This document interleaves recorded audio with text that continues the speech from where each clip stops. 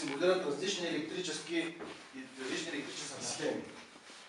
И всичко това, което се симулира тук, на тази, това е на National Instruments, много хубава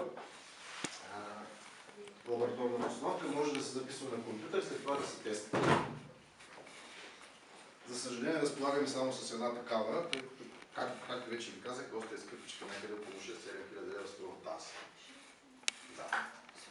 И към нея може да се свързват допълнителни трансформатори, токове, шунтове, даже и двигатели, чрез подходящи преобразователи. Да, и да се, даже компютъра, както виждате там сложено пред него, всичко се записва и да се анализира. И може това да се анализира.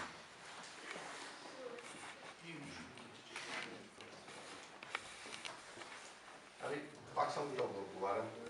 Да не бъда много... Не знам дали има въпрос.